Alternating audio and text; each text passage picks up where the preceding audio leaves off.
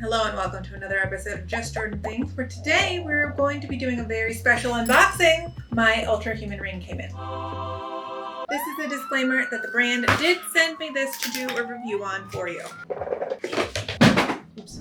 But I am just genuinely excited to try out a fitness tracker ring because I've been looking at these for quite some time and I feel like the third trimester of pregnancy is the best time to try it out. In this video, I'm going to be going through the unboxing, what comes in this, and then I'm going to be doing a month trial long period to see what it does for me. Is it actually going to help me improve my fitness habits, keep me moving more, making sure that I am staying up to par with what I need to be doing for my body to prep for labor?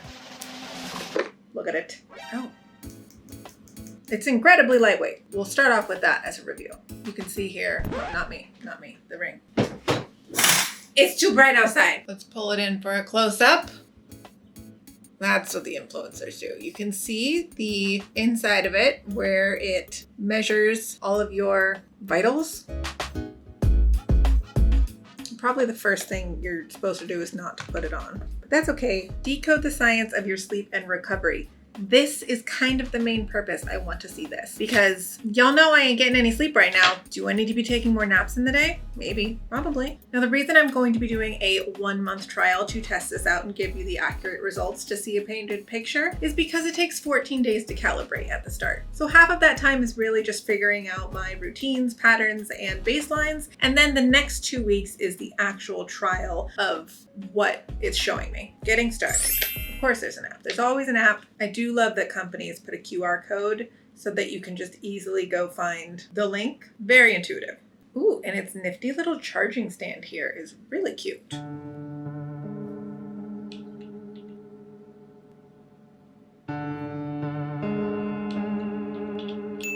Got it. And it's charging. Connector ring. To connect it, you want to make sure your LED light on here is showing purple. Place the ring on the charger. I did that. Charge the ring for 30. Okay, we wait. You have to wait for the light to start blinking and then it will connect. I don't know how much I weigh right now. I'm pregnant. I'm gonna have a couple different sets of questions. So my starter questions are, how long does the battery last before I need to charge it? What fitness things does it actually track? Is it going to help me get more active? Is it waterproof? How long does it take to charge? And how bulky does it feel as I'm wearing it? All of these will be answered in the first part of this section. And then in the second part of the section, I'm sure we're gonna have a whole nother slew of questions that I'm gonna have to ask the brand. They did send me a guide, so if you leave questions down in the comments, if you're interested in getting one, I do have a discount code for 10% off. It is down in my description. I am an affiliate, so if you do decide to purchase the ring through my link, I do have the opportunity to make commission through it. Thank you for supporting your creators. On to answering the questions. How long does the battery last? Battery life. It says the battery lasts 4 to 6 days, depending on usage. I don't understand what does it do that would make it take more battery versus less battery? That's something that I'm sure we're gonna find out. And it also says here it takes 1.5 to 2 hours to fully charge, which is pretty quick. I mean, it's not that big of a ring, so I feel like it's gonna charge pretty quickly. The battery can't be that big. Is it waterproof? Oh gosh, this water resistant, not waterproof. It's a big indication when it comes to warranty. It's water resistant up to 100 meters. You can wear it while swimming, showering, and even scuba diving. We don't recommend keeping the ring submerged underwater for more than 12 hours. That's actually pretty cool that you can wear it for swimming and track your fitness. I feel like that's kind of important for, the whole encompassing fitness tracking. You've got to be able to track various types of fitness and it's got to be sweat resistant as well because your hands sweat. So that makes sense. And the main question, what does it track? I'm gonna put a few generic examples of the activity that it tracks up on the screen here. But at the end of this video, you'll see my actual data of what it's tracking. So the main things and the majority of the reason that people purchase this is to track your sleep insights, how many times you're waking up through the night, maximize recovery with HRV insights. I don't know what HRV stands for, but I feel like that's like your heart rate recovery, your heart rate something we're learning, your activity levels, and then it also gives you a little like nudge, I think, kind of like other fitness trackers that remind you to stand up or other things like that. Like this gives you a nudge if you're too sedentary. we'll see how that works. And then temperature tracking, which I do think is very interesting, especially for the summer months coming up where I'm wearing this and my 3rd trimester of pregnancy. Overheating is a super big concern, and making sure that I am not overheating to protect my baby is pretty important. So that'll be a great one. I also feel like if you're someone that tracks your ovulation, there's something with temperature and ovulation tracking. I've never done it, so I don't know, but that could also be a draw point, depending on how well it works. We'll see. We'll test it out. We're just gonna guess and say I weigh 135. It's gonna change. How tall am I? I'm 5'4". I'm 5'5". I'm almost 5'6". What's my age? It's already free. Gender, activity level, currently low. We are a rotisserie chicken on the couch. That's my activity level. Monitors your sleep, movement, and recovery. I could have just, waited to go through the app to answer literally all of my questions. Technology. Listen to your body clock. Phase response curve, or PRC, describes the intricate interplay between a stimulus, such as light exposure, food, and exercise, mapping out a shift in your body's circadian rhythm. Actually, that's really cool. It have been so interesting to wear this while I was traveling to track the jet lag, but the fact that it can measure your circadian rhythm based on if you're like eating a late dinner, if I wake up at 3 a.m. and want a midnight snack, light exposure, all of that. I don't know how it does that, but we're gonna find out. Movement Index is designed to keep you moving from optimum glucose metabolism and increase your non-exercise energy use. I like it.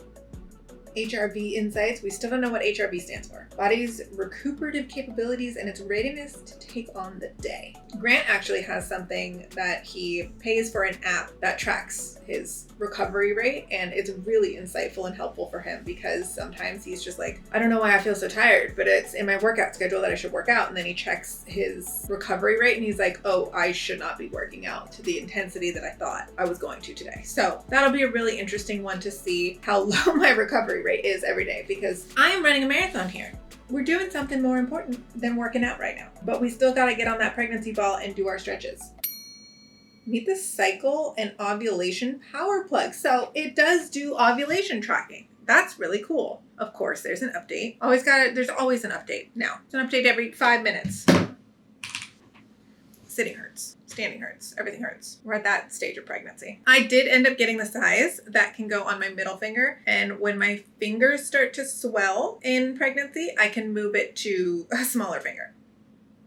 Hopefully. So far, so good on swelling. The plane ride did me in a little bit, but it went back down. So we can still wear our rings. All right, that recaps the first part and unboxing of this. If you have any questions about what comes in the box, how to set it up, leave them down in the comments below. But now let's jump to 2 weeks from now, and we're gonna actually start looking at what the ring can do for me. Just things. Hello, and welcome back. It has been 2.5 weeks since I've been testing out my Ultrahuman Ring, and I'm going to show you the results today and answer all of the questions that we had previously. Dozer's also here to help. Say what? First and foremost, what is my initial impression of this ring? I'm obsessed with it. I absolutely love it. It has helped me get better sleep in just 3 days. It has helped me understand what is happening in my body, which is really cool, and set myself up for success in my day. And I'm gonna tell you all of the data that shows like how it's done that. Not only do I love this ring, but my husband is already trying to steal it from me. So.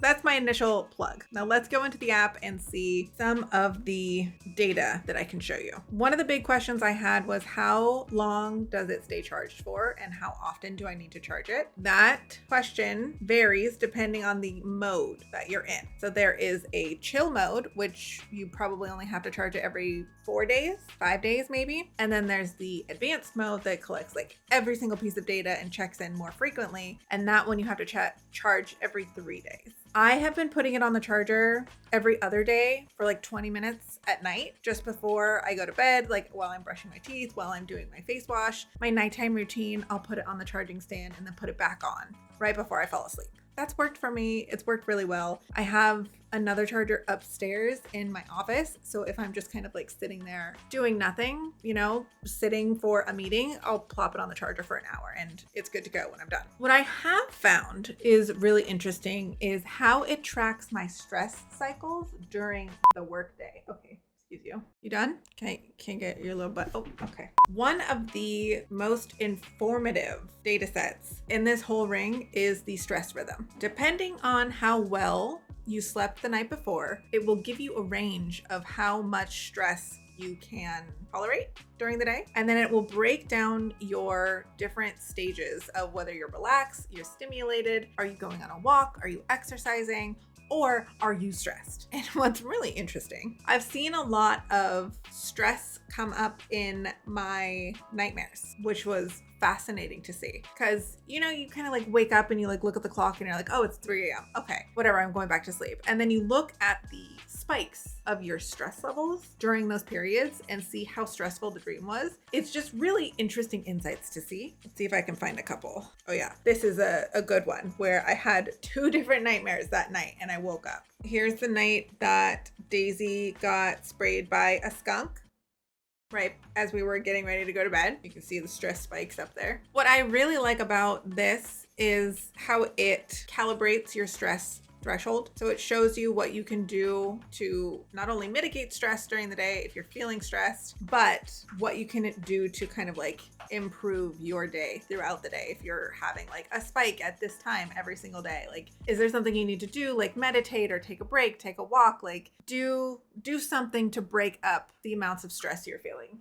The next data set that I find really helpful is the caffeine window. And what's really cool about this data set is it is based off of, again, how you slept. So what time you got out of bed, what time you woke up, and how many hours after that your caffeine window opens, and then when it closes and starts to diminish. That was really insightful because I used to wake up and immediately go drink coffee. Now I wake up and I wait a couple hours before I drink coffee, and it has a better impact. It changed how I was doing things. I don't actually log my coffee consumption in here. I think I'm gonna try doing that from here on out because that way I can see how much I've consumed and what that does to all of my levels. Now let's talk about the sleep score, because look here, I'm not getting great sleep right now.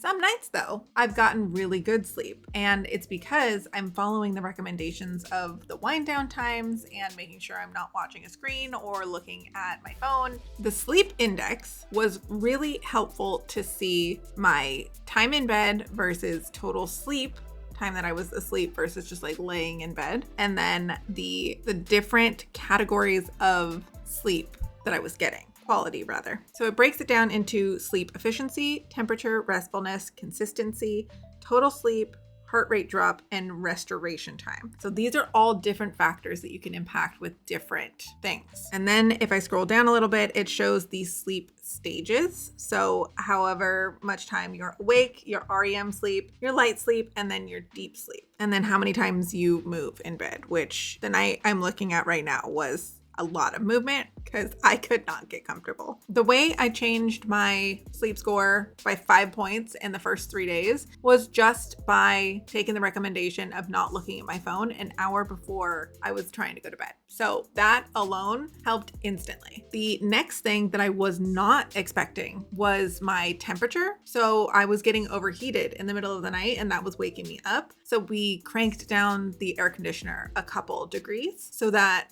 I wasn't waking up overheated in the middle of the night, and that improved my sleep score as well. That was really interesting to see. You can kind of see here as I'm scrolling through these, the different ranges of things. And on the bad nights, it tells you when you weren't on your phone. It knows.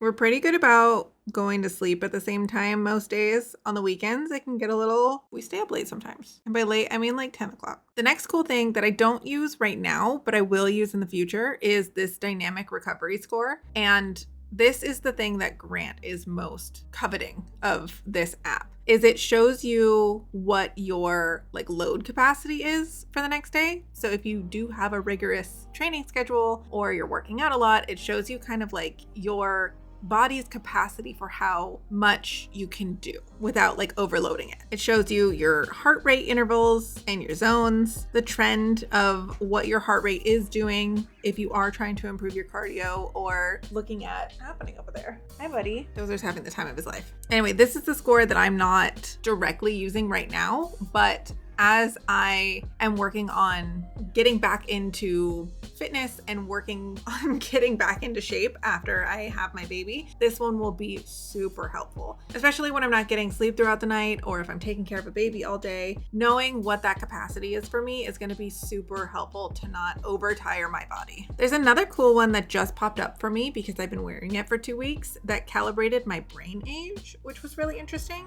And this is calibrated based off of how well rested your sleep is. Sleep debt is also a really cool one to know if you're like getting enough sleep throughout the week, if you need to take a nap, if you need to go to bed a little bit early, maybe you have excess sleep debt and you can stay up a little bit later one night. This one was really helpful to see because at one day I was at like -3 hours. Social jet lag, I still don't really understand what this does, but it's interesting. And then the circadian rhythm phase, that one is really, really cool because it shows you the cycles of, based on your location, sun rising, sun setting, when you can wind down, when you can be like that. All of that contributes to getting better sleep. And again, more data just helps you structure your day better. Oh, the body signal is new. My daily steps have decreased by 15%. Don't look at me. I'm not getting up and walking much these days. My heart rate has been steadily increasing as baby boy gets bigger. There is still so much more that I need to explore in this app. And there is a new parent setting as well, which I'm very excited to explore once that happens. Overall, I feel like I'm very happy with this ring. I don't think you can put a price on good sleep personally. So the price point, yes, it's an investment, but at the same time, an Apple Watch or similar products cost around the same. So if you're already looking into fitness tech, it's